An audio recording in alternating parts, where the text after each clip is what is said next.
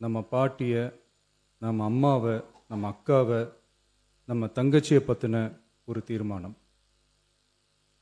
அதை பற்றி பேசுகிறதுக்கு, அவங்களுக்காக பேசுகிறதுக்கு நம்ம மனசில் இருந்து, நம்ம இதயத்தில் இருந்து பேசுகிறேன். இதுக்கு முன்னாடி இந்த விஜய்க்கு கிடைச்ச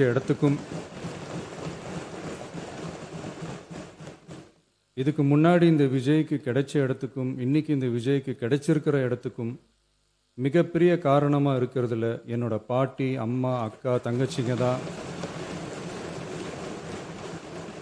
மிகப்பெரிய காரணம்ங்கிறத என்னால் மறுக்கவே முடியாது. அந்த நன்றி விசுவாசத்தோட, அப்படி ஒரு உணர்வோடு தான் இப்போது இங்கே நின்று பேசுகிறேன். பெருசாக பணம் இருந்துட்டா ஒரு வீட்டுக்கோ, பெரிய பொருளாதாரம் இருந்துட்டா ஒரு நாட்டுக்கோ பெரிய பேர் வந்துடும்னு சில பேர் நினைக்கலாம்.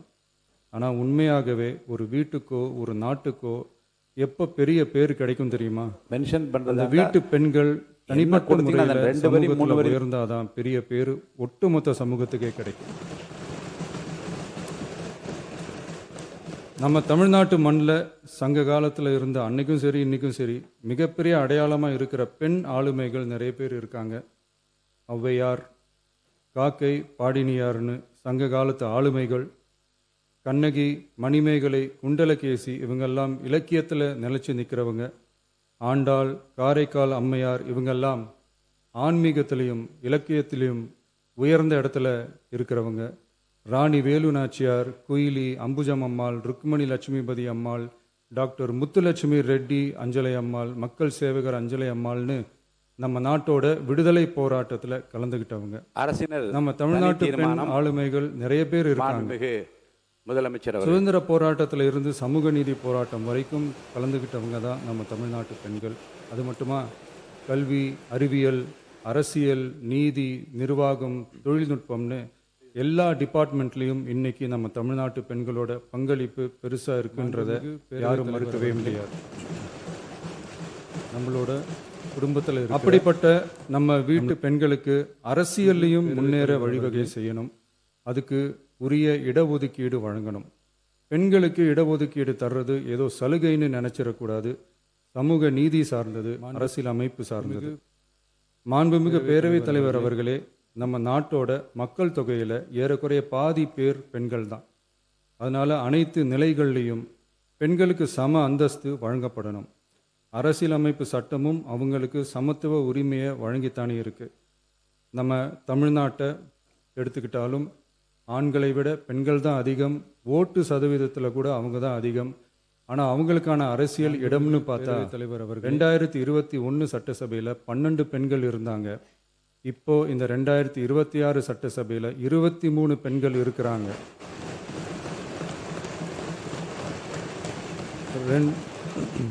ரெண்டு மடங்கு ஆகி இருக்கு. ஆனாலும் சதவீத கணக்குப்படி பெருசாக உயரலை. மாண்புமிகு பேரவைத் தலைவர் அவர்களே, ஒன்றிய அரசு 2023ஆம் ஆண்டு மக்களவை, அனைத்து மாநில சட்டமன்றங்கள் மற்றும் டெல்லி யூனியன் பிரதேச சட்டமன்றத்தில் பெண்களுக்கென 1/3 தொகுதி ஒதுக்கீட்டை கட்டாயமாக்கி 106வது அரசியல் சாசன திருத்த சட்டத்தினை 2023 செப்டம்பர் 28 நிறைவேற்றி 2026 ஏப்ரல் 16 முதல் நடைமுறைக்கு வந்துள்ளது. இருப்பினும் மேற்படி தொகுதி ஒதுக்கீடானது மக்கள் தொகை கணக்கெடுப்பு மற்றும் அதை தொடர்ந்து நடக்கும் தொகுதி மறுவரையறை பணிகளுக்கு பிறகுதான் முழுமையாக நடைமுறைக்கு வரும் என்று தெரிவிக்கப்பட்டுள்ளது. மேலும் ஒன்றிய அரசு 2026ஆம் ஆண்டு 131வது அரசியல் சாசன திருத்த சட்ட மசோதாவையும் 2026ஆம் ஆண்டு தொகுதி மறுவரையறை சட்ட மசோதாவையும் தாக்கல் செய்து 2026 ஏப்ரல் 17 2/3 உறுப்பினர்களில் ஆதரவு இல்லாமல் மசோதா நிறைவேறவில்லை. அவ்வாறு மக்கள் தொகை கணக்கெடுப்பு மற்றும் தொகுதி மறுசீரமைப்புடன் பெண்களுக்கான தொகுதி ஒதுக்கீட்டை இணைப்பதால் அதனை நடைமுறைப்படுத்த மேலும் பல ஆண்டுகள் குடும்ப தாமதம் ஆகலாம். நம்மளோட மாண்புமிகு பேரவைத் தலைவர் அவர்களே, நாடாளுமன்றம் மற்றும் மாநில சட்டமன்றங்களில் மகளிருக்கென 1/3 தொகுதி ஒதுக்கீட்டு செய்து சட்டம் நிறைவேற்றப்பட்டிருந்த போதிலும் அதனை நடைமுறைப்படுத்துவதில் ஏற்படும் கால தாமதத்தினால் அச்சட்டம் நிறைவேற்றப்பட்டதன் நோக்கம் நிறைவேறாமல் காலம் தாழ்த்தப்படும் சூழ்நிலை உருவாகியுள்ளது. இது பெண்களின் அரசியல் உரிமையை மறுக்கும் செயலாகும். எனவே மகளிருக்கான தொகுதி ஒதுக்கீட்டை மக்கள் தொகை கணக்கெடுப்பு மற்றும் தொகுதி பெருமை மறுவரையுடன் உடையவர் இணைத்து அதனை ஆற்றுவார் ஒத்திவைக்கக்கூடாது. ஆற்றின் மேற்படி அருமை உடைய தொகுதி செயல். ஒதுக்கீட்டை விரைந்து எத்தனை நெருக்கடி நடைமுறைப்படுத்துவதற்கு வந்தாலும் உரிய நடவடிக்கைகள் பிறர் செய்வதற்கு எடுக்கப்பட அரிய வேண்டும் செயல்களை என தமிழ்நாடு அரசு ஒன்றிய அரசை வலியுறுத்துகிறது.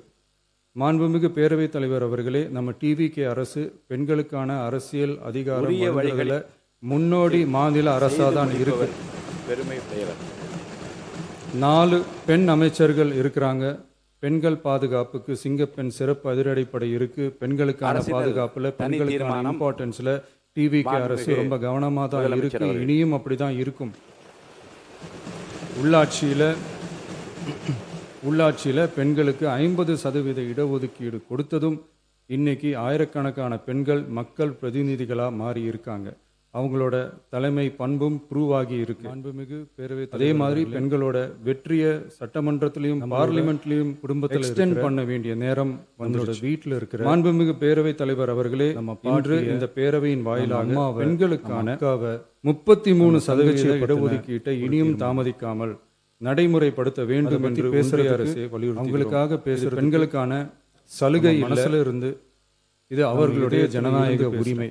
இது ஒருவருக்கான வெற்றி அல்ல. விஜய்க்கு கிடைச்ச இடத்துக்கு இது இந்திய ஜனநாயகத்தின் வெற்றி. ஒரு பெண் அதிகாரம் பெறும்போது ஒரு குடும்பம் முன்னாடி இந்த விஜய் ஆயிரக்கணக்கான பெண்கள் அதிகாரம் பெறும்போது ஒரு நாடே உயர்கிறது. மக்கள் தொகை கணக்கெடுப்பு மற்றும் தொகுதி மறுசீரமைப்புடன் பெண்களுக்கான தொகுதி ஒதுக்கீட்டை இணைப்பதால் ஏற்படும் காலதாமதத்தின் காரணமாக பெண்களுக்கான தொகுதி ஒதுக்கீட்டை ஒத்திவைக்க கூடாது என்றும் அதை விரைவாக அமல்படுத்த தகுந்த அரசியலமைப்பு மற்றும் சட்டப்பூர்வ நடவடிக்கைகள் எடுக்கப்பட வேண்டும் என்றும் தமிழ்நாடு அரசு ஒன்றிய அரசை வலியுறுத்துகிறது.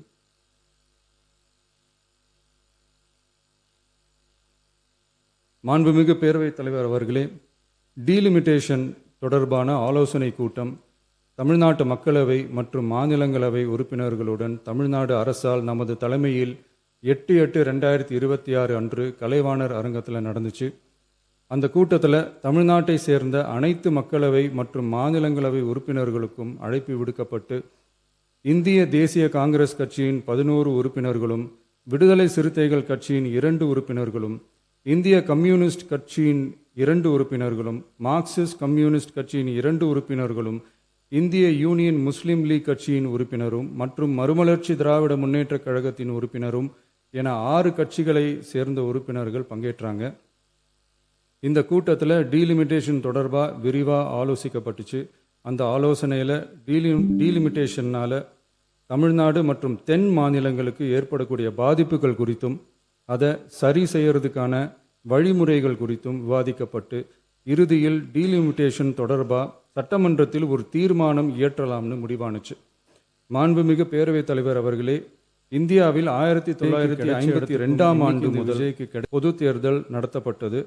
அது தொடர்ந்து இருக்கிற இடத்துல ஒவ்வொரு 10 ஆண்டுகளுக்கு ஒரு முறை நடத்தப்படுற சென்சஸ் டீடைல்ஸ் படி பெரிய மக்களவை மற்றும் சட்டப்பேரவை தொகுதிகளின் எண்ணிக்கையை மறுசீரமைப்பு செஞ்சு 1976 வரை தேர்தல்கள் நடந்த மிகப்பெரிய காரணம். இந்த நிலையில் 1976ஆம் ஆண்டு 42வது அரசியலமைப்பு சட்ட திருத்தப்படி இன்னைக்கு இந்த மக்கள் தொகையை சிறப்பாக கட்டுப்படுத்தும் மாநிலங்களுக்கு டீலிமிட்டேஷன் காரணமா மக்களவை உறுப்பினர் எண்ணிக்கையில் எந்தவித பாதிப்பும் ஏற்படக்கூடாது என்பதற்காக அடுத்த 25 வருஷத்துக்கு இதுக்கு 1971ஆம் ஆண்டு சென்சஸ் படி பாராளுமன்ற உறுப்பினர்களின் எண்ணிக்கை வைக்கப்படும். இதுக்கு முன்னாடி இந்த விஜய்க்கு கிடைச்ச இடத்தை அதை தொடர்ந்து இந்த விஜய் அதே நிலையை முன்னிறுத்தி 84வது காரணமா இருக்கும் 87வது அரசியலமைப்பு சட்ட திருத்தம் 1971 சென்சஸ் படி மக்களவை தொகுதிகள் நிலைநிறுத்தப்பட்டன. இந்த திருத்தங்களோட நோக்கமே மக்கள் தொகை கட்டுப்பாட்டை செயல்படுத்திய மாநிலங்களின் உரிமைகளை பாதுகாக்கிறது தான். மாண்புமிகு பேரவைத் தலைவர் அவர்களே, அந்த 25 வருஷ லிமிட் இந்த 2026 முடியுது. இதை முன்னிட்டு கடந்த 50 வருஷமா இருந்து வந்த டீலிமிட்டேஷன் தடையை அகற்றி 2011 சென்சஸ் அடிப்படையில் மக்களவை மற்றும் சட்டப்பேரவை தொகுதிகளின் எண்ணிக்கையை நிர்ணயிக்க நாடாளுமன்றத்தில் ஒரு மசோதா ஏப்ரல் 2026 அறிமுகப்படுத்தப்பட்டு அந்த மசோதா தோல்வியில் முடிஞ்சது. இப்போ மீண்டும் ஒன்றிய அரசு மக்களவை உறுப்பினர்களின் எண்ணிக்கையை 50% அதிகரிக்க செய்து டீலிமிட்டேஷன் மசோதாவை அறிமுகப்படுத்த உத்தேசித்து இருப்பதா சில அரசியல் கட்சிகள் தெரிவிப்பதா கூறப்படுது. இந்த வரக்கூடிய மசோதா குறித்து 8/8/2026 பாராளுமன்ற உறுப்பினர்களோட நடந்த கூட்டத்தில் விவாதிச்சப்போ மேலே சொன்ன மாதிரி தற்போது அறிமுகப்படுத்தப்பட உள்ள மசோதா நிறைவேறினால் ஒவ்வொரு மாநிலத்துக்கும் தலா 50% மக்களவை உறுப்பினர்களின் எண்ணிக்கையை முதலில் அதிகரித்தாலும் அதனைத் தொடர்ந்து 2026 சென்சஸுக்கு பிறகு அரசியலமைப்பு பிரிவு ஆர்டிகல் 81(2)A அதன் கீழ் மாநிலத்தின் மக்கள் தொகையின் அடிப்படையில் தொகுதிகள் மறுசீரமைக்கப்படும். இப்படி செஞ்சா தென் மாநிலங்களின் பாராளுமன்ற உறுப்பினர் எண்ணிக்கை வெகுவா குறைய வாய்ப்பு இருக்கு. கடைசியில் மக்கள் தொகை கட்டுப்பாட்டை சிறப்பாக செயல்படுத்தின தமிழ்நாடு உள்ளிட்ட தென் மாநிலங்களுக்கு பெரும் அரசியல் பிரதிநிதித்துவ அநீதி இழைக்கப்படும். சர்வ வல்லமை பெற்றதா டீலிமிட்டேஷன் ஆணையம் இருக்கு. இந்த அதிகாரத்தை தவிர்த்து பாராளுமன்றத்திற்கே இறுதி செய்யும் அதிகாரம் இருக்க வேண்டும் என்ற கருத்தும் முன்வைக்கப்பட்டது. மாண்புமிகு பேரவைத் தலைவர் அவர்களே, தமிழ்நாட்டு உள்ளிட்ட தென் மாநிலங்கள் மக்கள் தொகை கட்டுப்பாட்டு திட்டங்களை சிறப்பாக செயல்படுத்தி பொருளாதார முன்னேற்றம் பெற்று வரும் நிலையில் கடந்த 50 ஆண்டுகளாக நடைமுறையில் உள்ள மக்களவை மற்றும் சட்டப்பேரவை தொகுதிகளின் எண்ணிக்கையை அப்படியே நிலைநிறுத்த வேண்டிய கட்டாய தேவை உள்ளது. எனவே தற்போதுள்ள மக்களவை உறுப்பினர்களின் எண்ணிக்கையான 543 என்ற அளவிலேயே நிரந்தரமாக வைப்பதற்கும் மாநிலங்களுக்கு இடையேயான எண்ணிக்கை பகிர்வை நிரந்தரமாக வைக்கவும், மேலும் தற்போது மக்களவை மற்றும் மாநிலங்களவையோட விகிதம் 2.2:1 என்ற அளவிலேயே நிலைநிறுத்த வேண்டும். அதற்கு தேவையான மற்றும் உரிய சட்ட திருத்தங்கள் பாராளுமன்றத்தில் கொண்டு வர வேண்டும் என்ற கருத்தை ஒருமனதாக தீர்மானிக்கப்பட்டுச்சு. மாண்புமிகு பேரவைத் தலைவர் அவர்களே, மகளிர் இடஒதுக்கீடு சட்டத்தினை அமுல்படுத்த மேலும் காலதாமதம் இல்லாமல் தற்போது 543 என்ற நிலையிலேயே 1/3 தொகுதி மகளிர் தொகுதிக்கு வருகின்ற 2029 பாராளுமன்ற தேர்தலில் நடைமுறைப்படுத்த வேண்டும் என்ற முன்மொழியும் தீர்மானிக்கப்பட்டுச்சு. ஆகவே மேற்கூறிய காரணங்களால் தமிழ்நாட்டில் உள்ள அனைத்து சட்டமன்ற கட்சியின் தலைவர்களும் ஒருமித்த கருத்தோடு தமிழ்நாட்டை முன்னிறுத்தி கட்சி வேறுபாடின்றி ஒருமித்த குரலில் பேச வேண்டும் என்ற கருத்தை வலியுறுத்தி நாம முன்மொழிகிற தீர்மானத்தை ஒருமனதாக நிறைவேற்றி தருமாறு கேட்டுக்கொள்கிறோம். தொகுதி மறுவரையறை மற்றும் மகளிர் இடஒதுக்கீடு அரசினர் தனி தீர்மானம். தமிழ்நாடு உள்ளிட்ட அனைத்து மாநிலங்கள் மற்றும் யூனியன் பிரதேசங்களில் மக்களவை சட்டப்பேரவை உறுப்பினர்களின் எண்ணிக்கையானது கடந்த 50 ஆண்டுகளாக 1971 ஆண்டினுடைய மக்கள் தொகை கணக்கெடுப்பு புள்ளி விவரங்களின்படி நிர்ணயிக்கப்பட்டு தேர்தல்கள் நடத்தப்பட்டு வருகிறது. ஏப்ரல் 2026 பாராளுமன்றத்தில் கடந்த 50 ஆண்டு கால தொகுதி மறுவரையறை தடையை நீக்கவும் 2011 ஆண்டு மக்கள் தொகை கணக்கெடுப்பு அடிப்படையில் தொகுதி மறுவரையறை செய்திடவும் மக்களவை உறுப்பினர்களின் எண்ணிக்கையை 550 850 அதிகரிக்கவும் கொண்டுவரப்பட்ட அரசியலமைப்பு சட்ட திருத்த மசோதா தோல்வியடைந்தது. இந்நிலையில் மீளவும் மேற்குறிப்பிட்ட அரசியலமைப்பு சட்ட திருத்த மசோதா கொண்டுவரப்பட உள்ளது என தெரிந்ததின் அடிப்படையில் 1971 பிறகு உள்ள எந்த மக்கள் தொகை கணக்கெடுப்பை அடிப்படையாக கொண்டு தொகுதி மறுவரையறை செய்தாலும் மக்கள் தொகையை சிறப்பாக கட்டுப்படுத்திய தமிழ்நாடு உள்ளிட்ட தென் மாநிலங்களின் நாடாளுமன்ற பிரதிநிதித்துவம் நிரந்தரமாக பாதிக்கப்படும் என்பது நிதர்சனமான உண்மை. ஒன்றிய அரசு அளித்த உறுதியின்படி மக்கள் தொகை கட்டுப்பாட்டு திட்டங்களை சிறப்பாக செயல்படுத்தி நல்ல பொருளாதார வளர்ச்சி கண்டு நல்ல சுகாதாரம் மக்கள் நல திட்டங்களை மேற்கொண்டு வரும் எந்த ஒரு மாநிலமும் தொகுதி மறுவரையால் பாதிக்கப்படாமல் பார்த்து கொள்வது ஒன்றிய அரசின் தலையாய கடமையாகும். எனவே தற்போதுள்ள மக்களவை உறுப்பினர்களின் எண்ணிக்கையான 543 என்ற அளவிலேயே நிரந்தரமாக வைப்பதற்கும் மாநிலங்களுக்கு இடையேயான எண்ணிக்கை பகிர்வை நிரந்தரமாக வைக்கவும், மேலும் தற்போது மக்களவை மற்றும் மாநிலங்கள் அவையினுடைய விகிதம் 2.2:1 என்ற அளவிலேயே நிலைநிறுத்த வேண்டும் என்றும், அதே வேளையில் பெண்களுக்கான 33% இடஒதுக்கீட்டை காலதாமதமின்றி தற்போது 543 தொகுதிகளின் அடிப்படையிலேயே 2029 ஆண்டு மக்களவைத் தேர்தலில் நடைமுறைப்படுத்த வேண்டும் என்றும் ஒன்றிய அரசை வலியுறுத்தி தமிழ்நாடு சட்டமன்ற பேரவை கீழ்க்கண்ட தீர்மானங்களை ஒருமனதாக நிறைவேற்றுகிறது. 1. நாடாளுமன்ற மக்களவையின் மொத்த உறுப்பினர்களின் எண்ணிக்கையை 543 என்ற நிலையிலேயே நிரந்தரமாக்க வேண்டும். 2.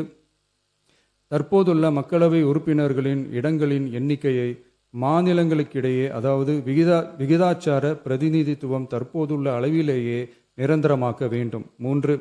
வரவிருக்கும் மக்களவை பொது தேர்தலிலும் அதன் பிறகு சட்டமன்ற பொது தேர்தல்களிலும் 1/3 தொகுதி ஒதுக்கீட்டு பலனை பெண்கள் பெறுவதை உறுதி செய்ய வேண்டும் என ஒன்றிய அரசை தமிழ்நாடு சட்டமன்ற பேரவை ஒருமனதாக வலியுறுத்துகிறது. மாண்புமிகு பேரவைத் தலைவர் அவர்களே, இந்த தீர்மானம் ஒரு அரசியல் கட்சியின் தீர்மானம் அல்ல, தமிழ்நாட்டின் உரிமையை நிரந்தரமாக பாதுகாக்கும் தீர்மானம். எனவே அனைத்து கட்சிகளை சேர்ந்த மாண்புமிகு பேரவை உறுப்பினர்கள் இந்த தீர்மானத்தை ஒருமனதாக நிறைவேற்றி தர வேண்டும் என்று கேட்டுக்கொள்கிறோம். நன்றி. மாண்புமிகு உறுப்பினர் ஆர். செல்லசாமி அவர்கள் இது குறித்து கருத்துக்கள் தெரிவிக்க விரும்பலாம்.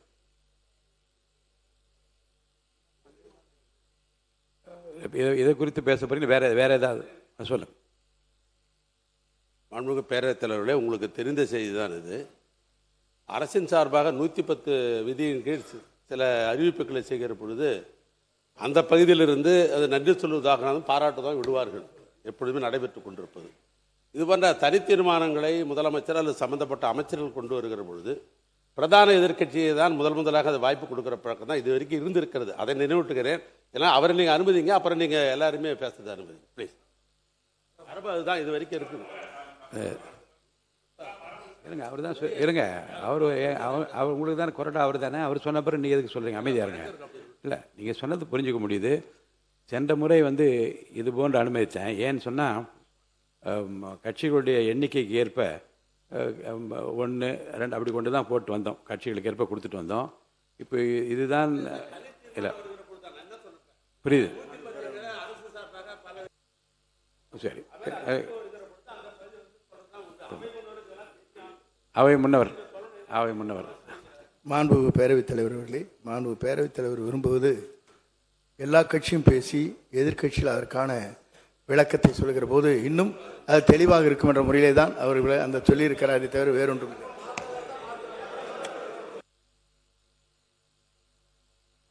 அது பேரவை விதி 98 தீர்மானம் ஒன்றை பேரவைத் தலைவர் பேரவைக்கு படித்து காட்டிய பின்னர் அவர் அழைக்கிற வரிசையில் உறுப்பினர்கள் அதன் மீது பேசலாம். அந்த அடிப்படையில் சில மாறுதல் நான் செய்கிறேன்.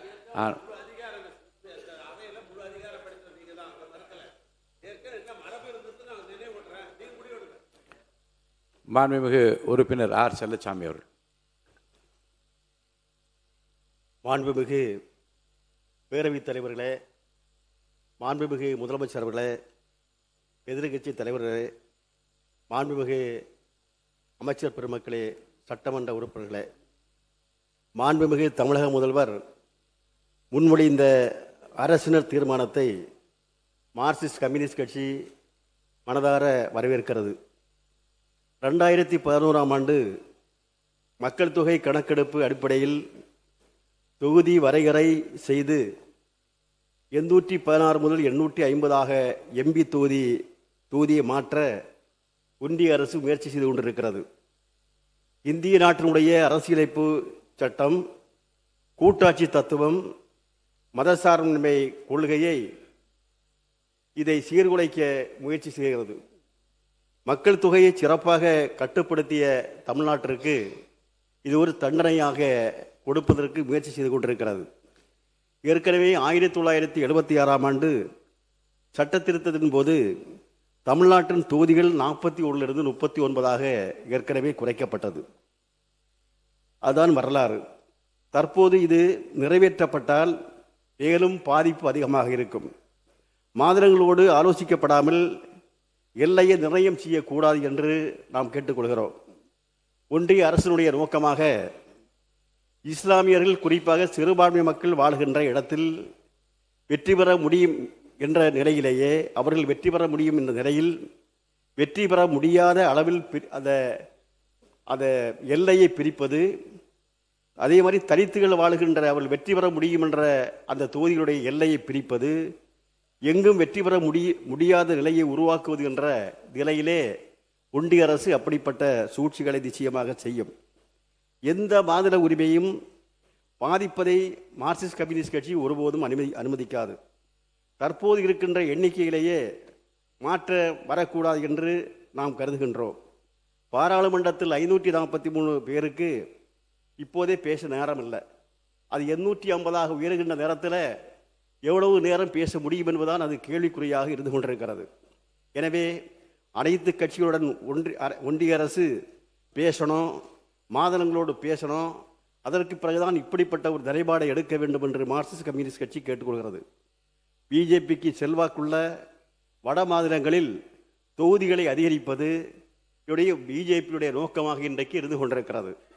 மக்கள் தொகை கட்டுப்படுத்தப்பட்ட தென் மாநிலங்களில், குறிப்பாக தமிழகத்திற்கு இடங்களை தொகுதிகளை குறைப்பது என்பதுதான் நோக்கமாக இன்றைக்கு இருந்து கொண்டிருக்கிறது.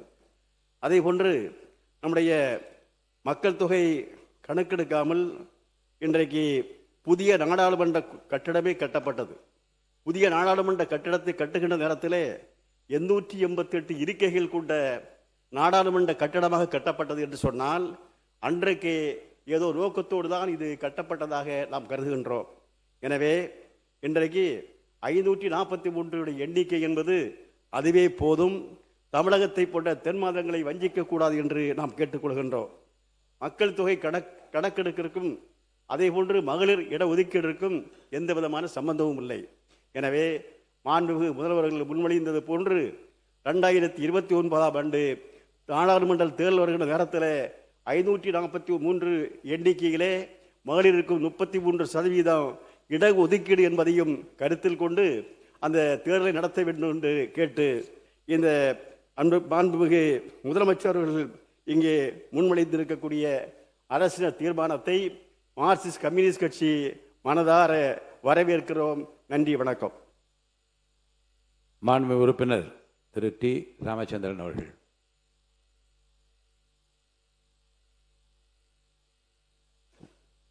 மாண்புமிகு பேரவைத் தலைவர் அவர்களே,